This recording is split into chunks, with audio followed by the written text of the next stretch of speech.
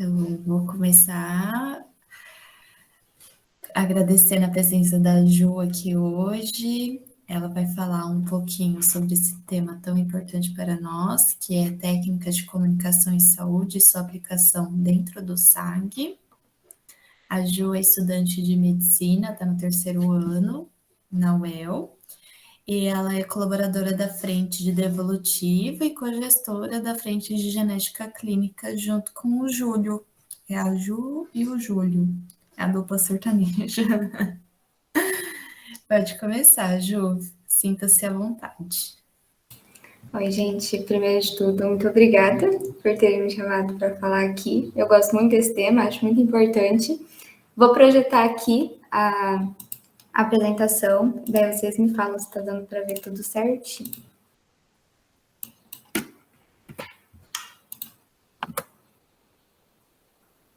Tá aparecendo a tela? Tá sim, Ju. Tá? Então tá bom. Então, falar um pouquinho sobre técnica de comunicação em saúde e como a gente pode aplicar isso, né, no SAG e também, né, na nossa vida como profissional de saúde. E, assim, eu dei essa capacitação na Devolutiva, então, desculpa para as meninas da Devolutiva, porque vai acabar sendo um pouquinho igual, mas outras coisinhas novas também. Então, o objetivo, né, vai ser falar um pouquinho sobre a comunicação em saúde em si. Eu vou basear um protocolo do Spikes, né, o protocolo Spikes, já dando uma introduzida. Ele foi criado para ser utilizado em contexto de cuidados paliativos, mas conforme a gente vai estudando as aplicações desse protocolo, a gente vê que ele é útil para diversas esferas da comunicação em saúde e que ele pode ajudar a gente a destravar a nossa comunicação e ajudar a gente saber mesmo como lidar melhor com aquela pessoa que está ali precisando ser cuidada. E aí depois a gente vai falar um pouquinho de como aplicar, né, esse protocolo nas nossas ações do SAG. Então, primeira coisa, né, que eu acho muito importante a gente falar, né, que é assim, por que é importante a gente falar de comunicação aqui no SAG? É uma das situações mais difíceis que a gente vai enfrentar, tanto como colaborador, como depois, né, na nossa vida profissional, independente se a gente vai ser psicólogo, médico, enfim, qualquer profissão que a gente for enfrentar, uma das situações mais difíceis vai ser um diagnóstico de uma doença grave, ou um diagnóstico genético, ou quando a gente precisa explicar para a pessoa que o prognóstico é um pouco sombrio. E isso acontece porque ninguém é projetado para lidar com esse tipo de adversidade, né? A gente queria sempre poder dar as melhores notícias possíveis, mas muitas vezes isso não acontece. E aí, como profissionais de saúde ou estudantes, né, de curso da área da saúde, a gente precisa criar algumas estratégias que possam ajudar a gente a transmitir essas informações de uma forma acolhedora, de uma forma digna e que vá validar os sentimentos desse paciente em relação àquilo que está sendo dito. Então, né, acho que um conceito muito importante é que a gente precisa lembrar que a comunicação em saúde, ela não é uma comunicação estruturada em uma roda de amigos ou em qualquer outro tipo de contexto, né? Então, não é só uma conversa. A comunicação em saúde, ela vai ser resultado de vários atributos que o profissional de saúde precisa apresentar para saber conduzir e respeitar aquela pessoa que está ali na frente, né? Então, a gente precisa saber que ela vai ser resultado de qualidades humanas e preparo técnico, né? Então, o preparo técnico para a gente saber conduzir aquela conversa e as qualidades humanas, porque a gente tem que tratar o nosso paciente com dignidade, com respeito. Então, isso é muito importante. Isso vai ser pautado também em direitos e deveres, né? Sendo que a gente vai ter uma responsabilidade com o paciente que está aí na nossa frente. A gente tem um compromisso também com a verdade, então a gente precisa passar informações verdadeiras, né? Não omitir nada sobre aquilo que está sendo passado. Compaixão, né? Para a gente conseguir lidar com o outro da melhor forma possível. A disponibilidade, que é um aspecto muito importante, porque o paciente se dispôs a estar ali e compartilhar alguma coisa da vida dele com você. Então, a gente precisa ter interesse e disponibilidade para ouvir, né, e para entender e se comunicar da melhor forma possível. E a prudência, porque a gente também precisa ter o tato, né, para cada situação diferente, de saber, né, falar da melhor forma possível. Além disso, né, nas profissões da área da saúde, a gente sabe que a técnica nunca é suficiente, porque a gente está lidando com uma pessoa. E aí a gente vai precisar, né, ter muito cuidado em tudo aquilo que a gente faz, porque a gente pode influenciar a vida dessa pessoa de diversas formas diferentes. E tudo isso começa na comunicação. Então, né, para organizar como essa comunicação precisa ser, já foram criados muitos modelos de comunicação em saúde, né, que foram sendo atualizados conforme o tempo, para que a gente conseguisse encontrar uma padronização, né, relativamente, né, padronizado, para se estruturar mesmo. Então, o primeiro modelo que eu quero trazer é o modelo mais antigo, modelo sacerdotal, que acaba ainda sendo utilizado, né, e ele não é um modelo muito adequado, por quê? O modelo sacerdotal, ele é caracterizado pela tradição e por um paternalismo do profissional sobre o paciente, ou seja, o paciente ele não tem voz na expressão das suas opiniões e todo aquele cuidado vai ser direcionado exclusivamente pelo profissional. Daí a gente já consegue ver que esse modelo não é muito adequado, né, para os dias de hoje. A partir disso foi estruturado outro modelo, que é o modelo engenheiro, que é exatamente o contrário, né? O modelo engenheiro ele vai transferir todo o poder para o paciente. Então, a gente teria que se adaptar ao paciente. Mas ele tem um problema, porque, querendo ou não, a gente estuda para ter algumas informações técnicas que possam ajudar o paciente, né, a direcionar, né, as melhores coisas possíveis para a sua vida. Então, esse modelo acaba sendo prejudicial nesse quesito. Aí, né, tem um outro modelo, que é o modelo colegial. O modelo colegial, ele é igual. Então, tanto o profissional como o paciente, eles vão ter um igual poder na decisão, né, dos tratamentos e na decisão dos procedimentos que serão realizados. Mas, ainda que esse modelo ele soe muito bom, ele também tem o mesmo prejuízo do modelo colegial, que é do modelo engenheiro, que é não preservar essa autoridade do profissional. E essa autoridade não significa que a gente vai mandar, como era no modelo sacerdotal, mas sim que a gente vai poder, a partir das nossas instruções que a gente obteve na graduação, instruir o paciente e conseguir mostrar, né, alguns caminhos que sejam melhores de acordo com as suas preferências. E por isso foi estruturado um modelo contratualista, que é o mais recente, é o que a gente utiliza agora, que é que a autoridade e o poder vão ser compartilhados entre o profissional e o paciente. A gente vai manter a autoridade do profissional, mas incluir, né, ativamente o paciente. Então, existe um compromisso entre as duas partes. E aí a gente vai ter uma responsabilidade compartilhada. Então, o paciente ele vai ter sim o poder de escolha, né, mas preservando o nosso conhecimento e aí cumprindo o princípio da beneficência e não maleficência, que é fazer sempre o melhor e não causar danos, né? Então, isso é muito importante. E aí a gente cai, né, aqui nos princípios e diretrizes do SUS, né, que todo mundo aprende. Então, a comunicação, ela está pautada nisso também. É importante que a gente consiga incluir a comunicação nos princípios do SUS. A universalidade, né, que é trazer a saúde como um direito de todos e um dever do Estado. É muito importante que a gente consiga atuar com os mais diversos tipos de paciente que a gente consiga, né, para que a gente leve a informação de saúde para todos eles. A equidade, né, que vai trabalhar no sentido de diminuir as desigualdades. Então, aqui é muito importante a gente pensar a comunicação, por exemplo, um paciente que ele tem um menor nível de escolaridade do que outro. Você vai adaptar a sua linguagem para que ele consiga entender aquela condição da mesma forma que outro que tenha o um ensino superior completo. Então, isso também depende, né, da forma que a gente vai se comunicar. E a integralidade, que é ver o paciente como um todo, então não pensar nele como uma doença, como uma síndrome, porque a gente tem diversas esferas que compõem o ser humano, né? Então, a gente precisa considerar todas elas. E eu acho muito legal pensar no SAG, né, no nosso fluxo, que a gente consegue toda a integralidade de acordo com as nossas frentes, né? A gente vai desde a entrevista até o apoio psicológico. Então, tudo isso vê, né, o paciente como um todo e aborda todas essas esferas que podem influenciar na forma que ele lida com esse diagnóstico. A partir do cumprimento desses 3 princípios, a gente consegue fornecer um atendimento digno, então a gente vai atender com respeito, A gente vai identificar esse paciente pelo nome, nunca pela condição, ou por um número, ou por um protocolo. Enfim, o paciente tem um nome, é sempre importante que a gente se lembre desse nome.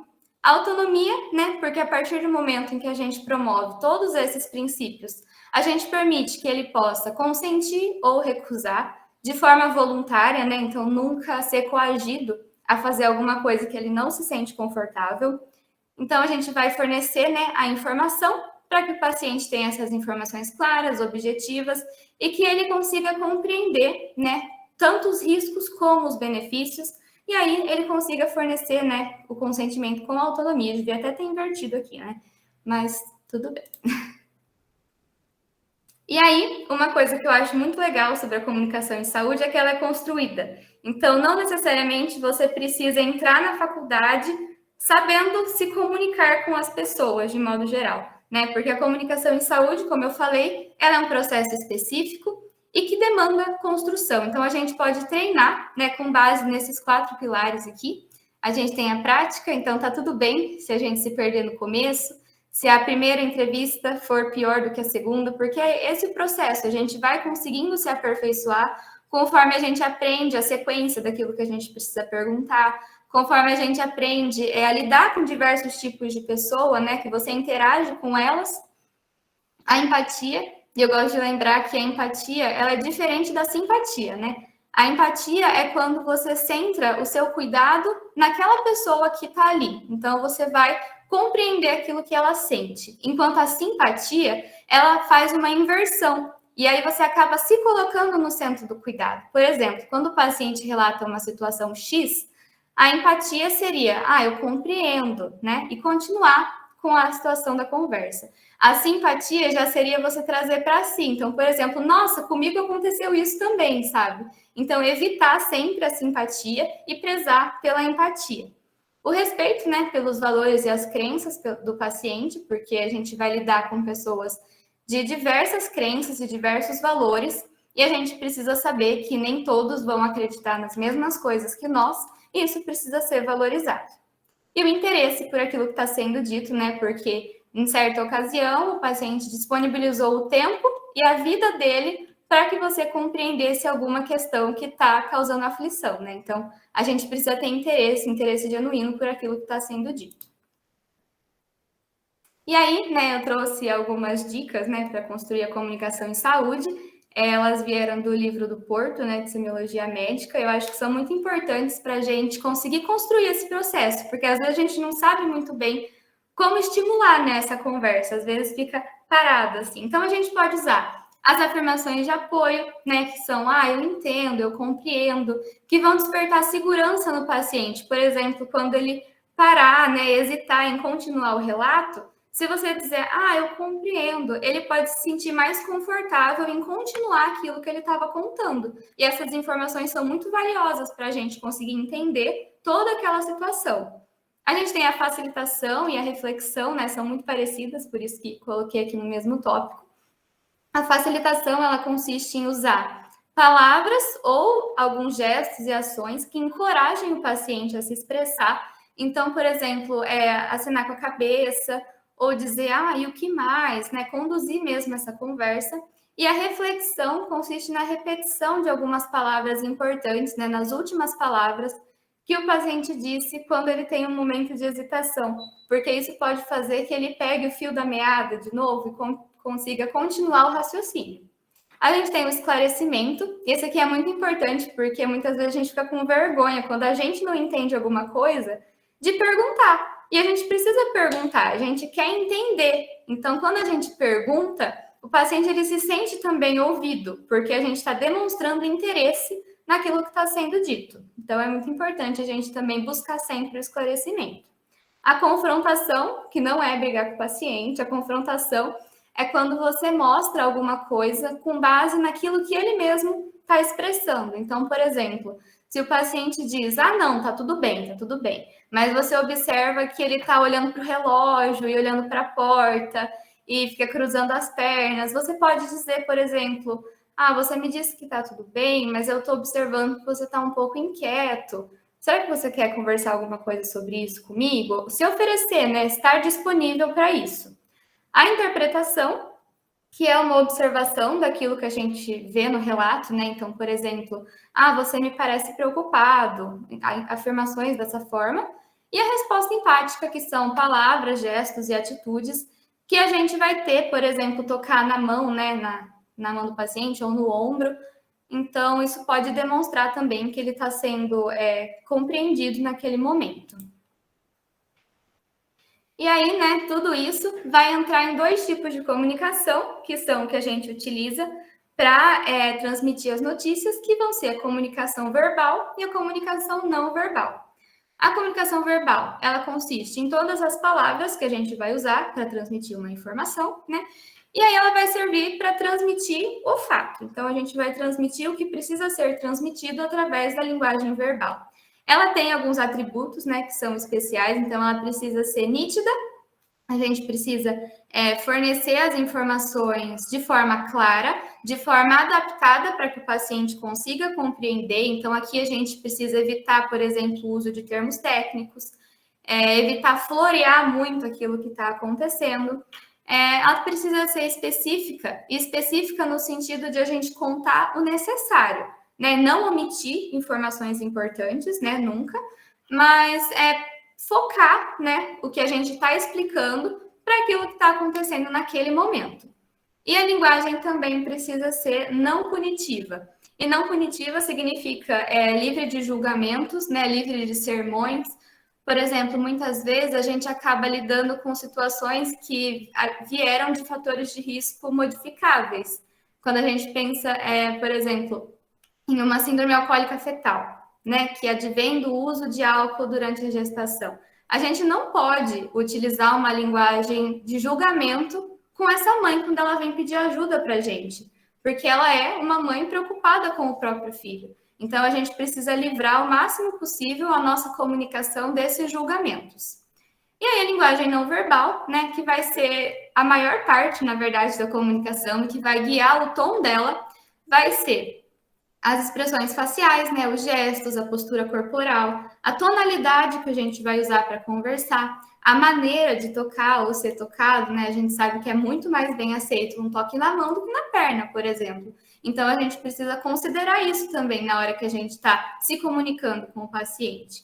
Também, né, a distância que a gente mantém da outra pessoa, agora na pandemia fica, né, um pouco difícil, mas quanto de distância você vai manter dessa pessoa, né? Você vai ficar muito longe dela ou você vai invadir o espaço pessoal? Tudo isso precisa ser adaptado. E aí, né, a comunicação em saúde, ela não é uma receita de bolo. Então, ela vai variar conforme a idade do paciente, o sexo, o contexto cultural em que isso está inserido, o contexto educacional, porque a gente vai precisar de alterações na forma de comunicar, o resultado do teste ou do exame ou do que a gente for informar. E o contexto familiar também vai ser importante, né, para a gente considerar isso. Tudo isso porque a mensagem ela é composta por dois pilares, que é o conteúdo e o sentimento. Então, a gente precisa saber ser flexíveis para conseguir direcionar da melhor forma possível essas mensagens para aquela pessoa que a gente está cuidando ali. E aí, com base nisso, né, a gente precisa estar preparado para o momento de dar uma má notícia. Daí vocês me perguntam, né? Má notícia, né? Um diagnóstico é necessariamente uma má notícia? Não no sentido de ser ruim, mas, por definição, a má notícia é uma informação que envolva uma mudança drástica na perspectiva de futuro em um sentido negativo. E aqui, sentido negativo não é um sentido ruim, mas é um sentido que interfere nas expectativas, sonhos e planos de uma família. Pensando aqui, né, no diagnóstico genético, quando a gente dá um diagnóstico de uma síndrome genética ou de alguma alteração específica, a gente está interferindo naquilo que era planejado anteriormente. Então, essa notícia ela não é ruim, mas ela vai ter um impacto importante naquilo que é perspectiva de futuro e que é valor e que era sonho dessa família. Então, a gente precisa compreender isso também, né? E saber que a gente está lidando ali com uma notícia difícil que vai precisar ser muito bem explicada para que ela consiga ser ressignificada e para que ela consiga ser aceita da melhor forma possível. E aí, né, para a gente ser o portador da notícia, né, para a gente levar a notícia, a gente precisa de várias coisas. A gente precisa avaliar se a gente é a melhor pessoa para dar essa notícia. E para isso a gente precisa ter prática, a gente precisa ter a disponibilidade, a vontade de criar, né, essas habilidades. Ensaiar o que vai dizer, sempre bom, né, para a gente conseguir estruturar a nossa conversa e conseguir conduzir da melhor forma possível.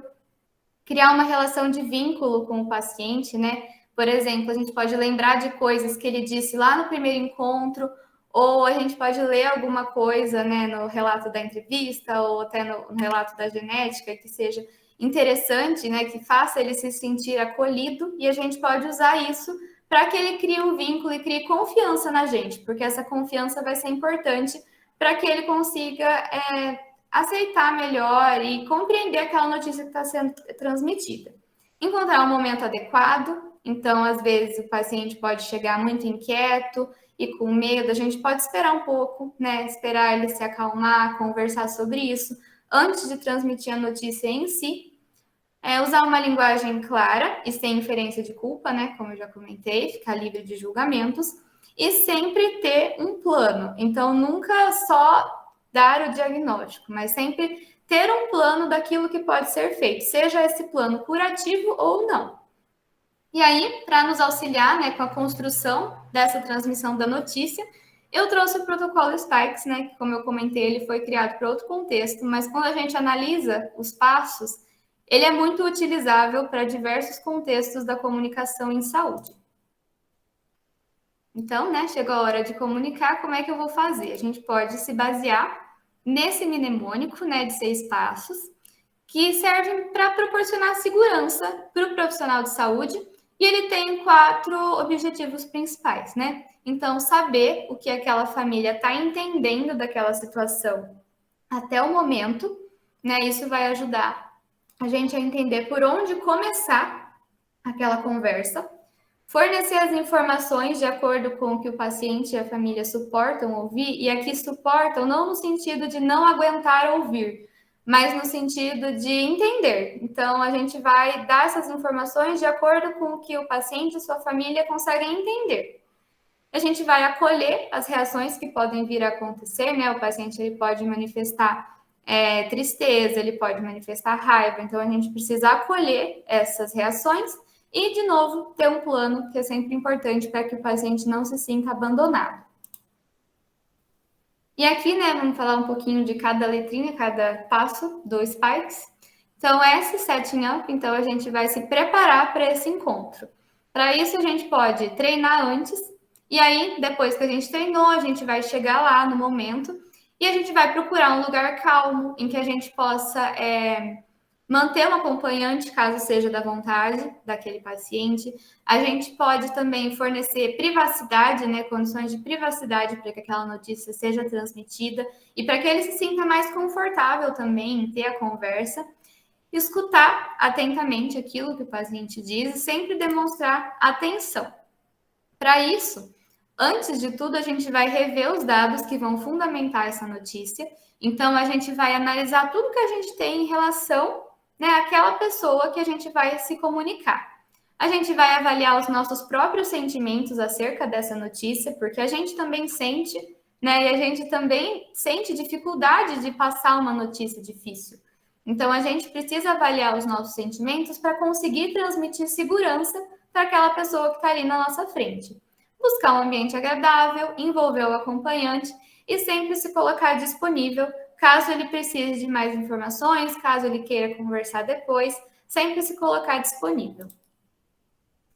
Depois, né, na letra P, a gente tem o perception, então a gente vai perceber o paciente. A gente vai investigar aquilo que ele já sabe através de perguntas abertas, ou seja, a gente vai, antes de contar, a gente vai perguntar. Então, procurar saber como ele percebe essa situação, então, como ele se sente em relação àquilo que está acontecendo, o que já foi dito para ele anteriormente, e principalmente a forma que já foi dito. porque isso vai ser muito importante para que a gente consiga identificar os sentimentos de negação, identificar se já foi omitida alguma informação que é importante para ele entender a condição que a gente está lidando, para a gente também corrigir essas desinformações e corrigir essas omissões, né? E sempre lembrar que não fazer isso de forma técnica, porque naquele momento, mesmo que seja um paciente que tenha ensino superior, por exemplo, ele está preocupado genuinamente com uma coisa que está acontecendo na vida dele. Então, a gente precisa ser o mais didático possível, isso é muito importante. Depois, próximo passo, né, invitation, então a gente vai convidar o paciente para o diálogo. A gente precisa, né, primeiro de tudo, saber o que ele já sabe, se ele quer que se ele quer que o acompanhante continue com ele na hora da transmissão da notícia, e também a gente pode perguntar, né, antes de começar, se está tudo bem começar naquele momento ou se ele quer esperar. E se oferecer, né, sempre para responder as dúvidas que aparecerem. A letra K, né, knowledge, que aí sim é o momento da transmissão das informações, em que a gente sempre vai prezar pela transmissão de palavras adequadas para o vocabulário do paciente, e tudo isso, né, quais serão essas palavras, a gente já sentiu nas outras etapas, né, porque é tudo uma conversa, então a gente está lidando ali com essa pessoa, a gente tem o conhecimento sobre ela, e a gente vai usar frases curtas, né, sempre, não dá palestras, assim, para o paciente, sabe? E aí, com certa frequência, a gente para, a gente pergunta se ele está entendendo. E caso a gente perceba, né? Às vezes ele vai falar que está entendendo, mas pode ser porque ele está com vergonha. Então, a gente pode parar e reexplicar aquilo que já foi falado de uma forma talvez diferente, talvez mais simples, que possa ajudar. Né? Então, sempre evitar termos técnicos, se adaptar ao vocabulário do paciente, lembrar que esse resultado tem importância em toda a vida dele, evitar dureza, né? Porque a gente expressar dureza também é uma coisa que tira a confiança do paciente da gente, né? Porque a gente é uma pessoa transmitindo uma notícia para outra pessoa. Então, existem muitos sentimentos envolvidos ali que precisam ser trabalhados da melhor forma possível. Evitar culpabilizar o paciente e informar aos poucos, né, percebendo sempre o que, né, está sendo compreendido ali e o que precisa ser revisado. Depois, a letra E, emotions, né, a gente vai observar as emoções que vão ser expressas. Então, a gente vai aguardar essa resposta emocional, a gente pode dar um tempo para que o paciente consiga absorver essas informações, então ele pode chorar, ele pode ficar em silêncio, e a gente precisa respeitar esse tempo, né? A gente precisa demonstrar compreensão e manter sempre uma postura empática. Então, a gente nunca vai desvalidar o que aquela pessoa está sentindo, porque mesmo que seja uma reação diferente da que você teria, são pessoas diferentes. Então, a gente nunca pode desvalidar aquilo que outra pessoa está sentindo e dar o tempo necessário. E antes de prosseguir, isso que é bem importante, né? Buscar as respostas de sintonia, perceber que aquela pessoa está pronta para continuar, né? Porque a gente precisa sempre respeitar esse tempo. E a letra S, né, Strategy and Summary, a gente vai resumir e organizar as estratégias. É aqui que entra o plano, né? Porque a gente não pode deixar que ele se sinta abandonado. Então, a gente precisa oferecer um plano. Seja esse plano um tratamento curativo, ou um encaminhamento, ou uma forma de segmento, né? Ou alguma coisa que a gente possa fazer para auxiliar o paciente. Então, né, resumir as questões abordadas, sempre ter um plano, compartilhar as responsabilidades na tomada de decisão, né? Porque, como eu comentei no modelo contratualista, a gente vai compartilhar, a gente vai perguntar e a gente quer a participação ativa do paciente, avaliar a compreensão sobre essa discussão e ser honesto sempre, mas sem destruir a perspectiva de futuro do paciente. Aqui entra também aquela questão de não exprimir a dureza, né? Então, a gente sempre tem que ter muita delicadeza na hora de transmitir essas informações. Aqui só tudo na mesma imagem para ficar mais visual, né? E aí, né, por fim, como a gente vai aplicar esse protocolo no SAG, né? Como a gente pode se basear em um protocolo que foi criado para cuidados paliativos para melhorar a nossa comunicação em saúde em diversas esferas de saúde, né? Então, a gente pode, por exemplo, né, para se preparar, estudar o caso, tirar dúvidas, né, com a geneticista, conversar com as colaboradoras das outras frentes que lidaram com esse paciente diretamente, e antes de chegar, organizar, né, todo o cenário, não deixar barreiras, estar sempre disposto a ouvir aquilo que está sendo dito. Perception, né? A gente vai perceber desde o relatório como é aquele paciente, desde as impressões em que os colaboradores deixam nos relatórios, a gente consegue sentir isso para que a gente consiga, né, lidar o melhor possível, né, com as nossas expressões, com os nossos comportamentos na hora de fornecer o diagnóstico. Convite, né? A gente vai pedir o consentimento. Então, antes de começar, a gente pode perguntar: você está pronto? Se o paciente estiver inquieto, você pode me avisar quando você estiver pronto? Porque isso vai ajudar que a gente esteja, né, em sintonia na hora de dar essa informação. Knowledge, né? Então, a gente vai transmitir sempre lembrando da linguagem apropriada, verbal e não verbal, e a gente vai usar os mecanismos de validação. Se existir algum mecanismo físico, por exemplo, uma figura, né? A gente tem o manual do usuário que tem várias figuras bem didáticas, a gente pode se valer desses meios para explicar melhor. A gente pode também fornecer o suporte psicológico e o apoio, oferecendo suporte, o esclarecimento e o acolhimento, né, para aquela situação. E depois, né, por fim, resumir aquilo que foi dito, certificar, né, de que o usuário, o paciente compreendeu aquilo que foi dito e sempre apresentar um plano, nem que seja uma sugestão de encaminhamento, de segmento, falar sobre o prognóstico, né, de forma delicada e nunca deixar que o paciente se sinta abandonado. E aí, né, só para terminar, lembrar que aqui no SAG a gente está lidando com síndromes genéticas, então a gente nunca deve responsabilizar o paciente pela sua síndrome, né, ou pela condição específica. Não expressar fator de julgamento quando a gente lida com os fatores de risco modificáveis. Não estereotipar o paciente, principalmente quando tenta amenizar um determinado diagnóstico. Então, nunca usar estereótipos, né? Se preocupar sempre em acolher, porque esse diagnóstico ele vai interferir na vida toda dessa pessoa. Saber lidar também com os cariótipos normais, porque a gente sabe que um resultado normal não indica ausência de condição genética, né? Já que existem alterações em que a gente não consegue captar pelo cariótipo. Prezar sempre pelo conforto do paciente, então permitir que o ambiente seja favorável para ele tirar dúvidas, para que ele não se sinta acanhado de perguntar alguma coisa, de se disponibilizar para uma conversa posterior, se isso for necessário. E lembrar que, né, em todo esse processo, a gente está lidando com pessoas e não com diagnósticos.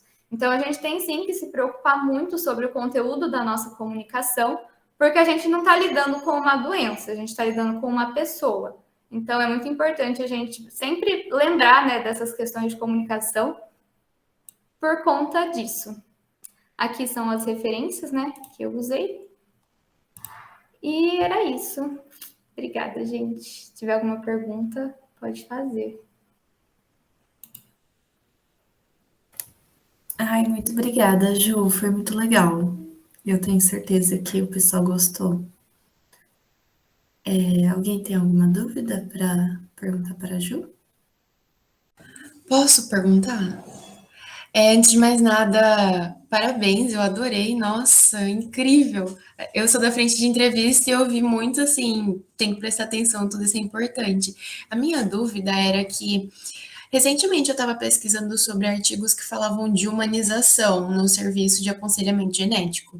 Infelizmente tem muito pouco, né? Pelo menos em português e tal. Aí, com esse tema, eu fiquei pensando como você poderia comentar essa relação íntima entre a comunicação do diagnóstico e a humanização que o SAG se propõe a dar como uma das missões do serviço e tal, sabe? E até se você pudesse me indicar referências, porque é um tema que eu tenho interesse, eu estou tendo a dificuldade de encontrar materiais para falar sobre humanização no serviço de saúde. Obrigada. Então, é difícil mesmo achar, né, informação sobre humanização no aconselhamento genético, porque o SAG, aqui, pelo menos no Brasil, o nosso SAG é um dos únicos que oferece o apoio psicológico, né? Serviços de outros estados, eles são muitas vezes compostos só pela parte do aconselhamento em si, sabe? Então, acaba sendo um pouco mais difícil, mas quando a gente pensa em humanização em saúde no geral, existem alguns artigos, se você quiser eu posso enviar alguns que eu tenho salvos, são bem interessantes quanto a isso. Eu posso deixar meu e-mail no chat, aí facilita. Obrigada. Beleza.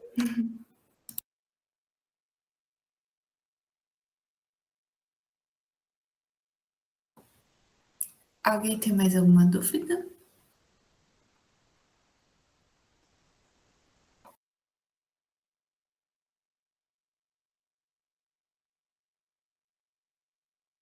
Ju, uma pergunta.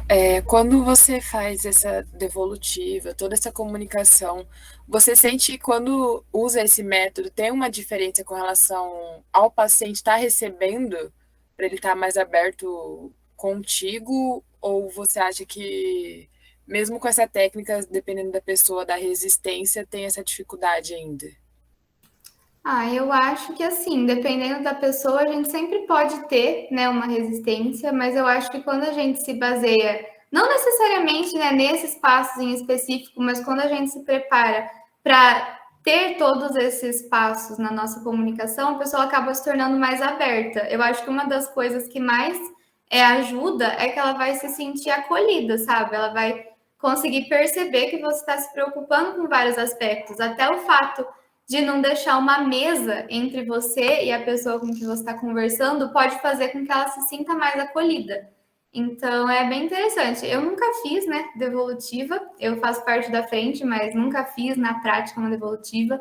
Mas todas as vezes que eu me comuniquei, né, com o paciente e eu tentei pensar nessas estratégias, foi muito proveitoso, porque a gente consegue ter um plano na nossa cabeça de como a gente vai se comunicar com o outro e acaba sendo, né, bem legal, porque a gente consegue abordar todos esses passos e com cuidado mesmo na hora de lidar.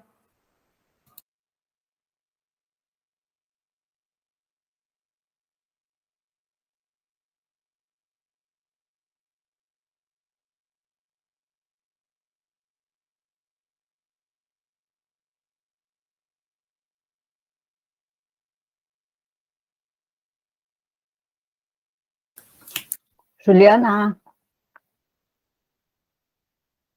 parabéns. Obrigada.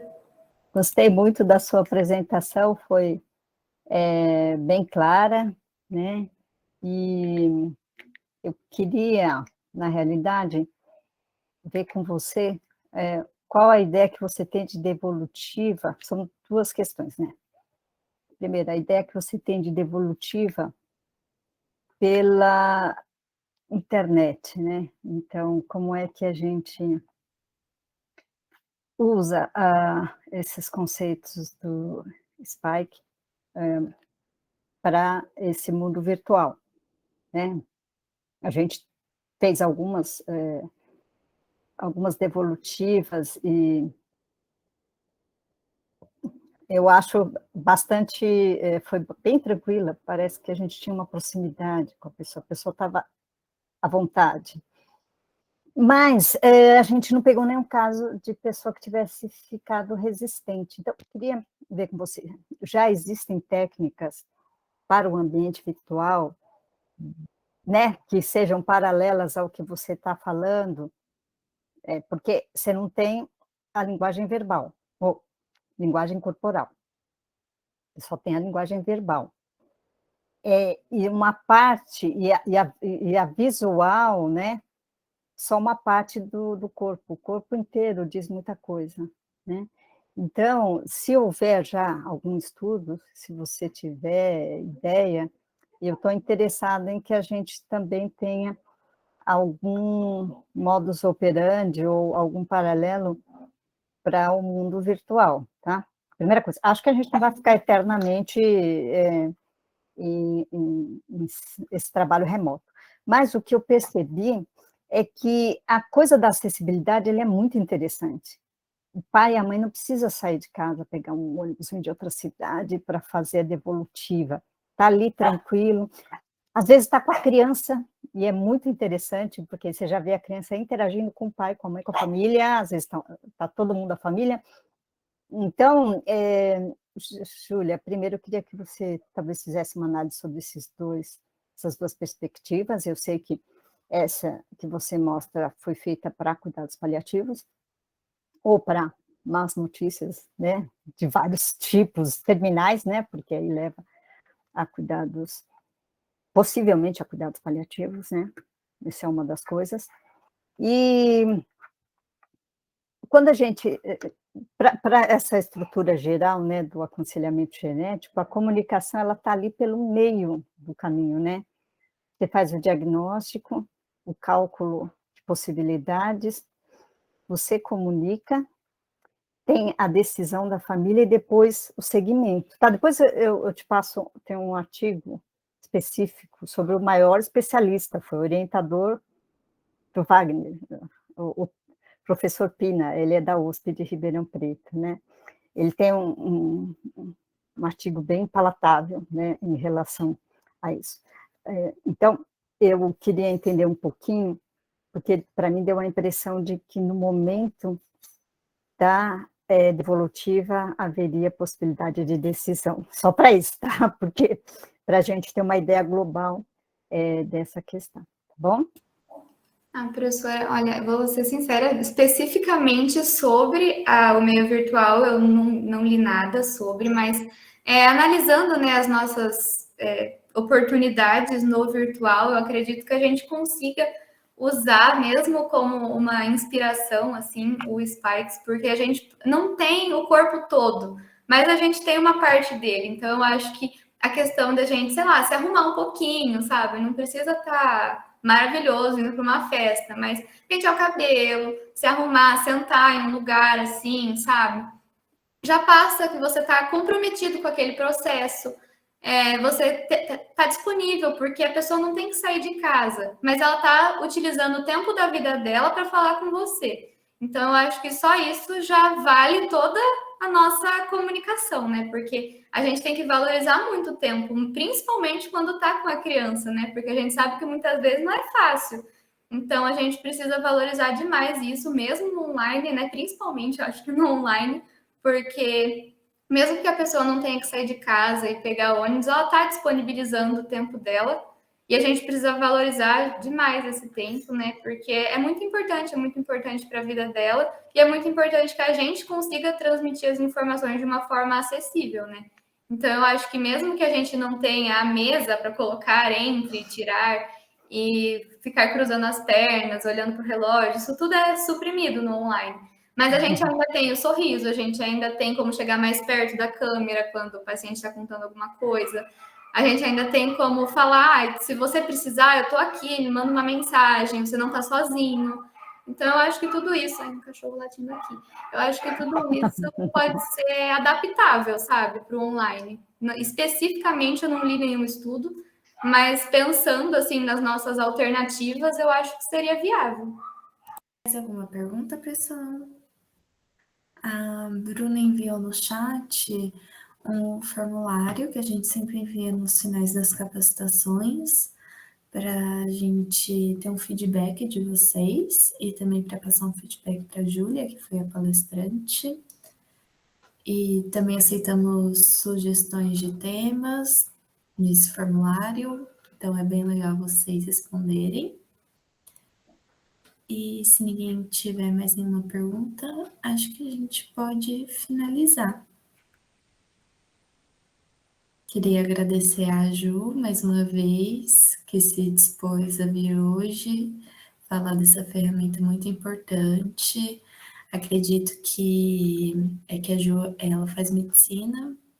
Acredito que deveria ter em todos os cursos relacionados à saúde esse tipo de capacitação, de treinamento, que querendo ou não, a gente entra em contato uma vez na vida com isso, né?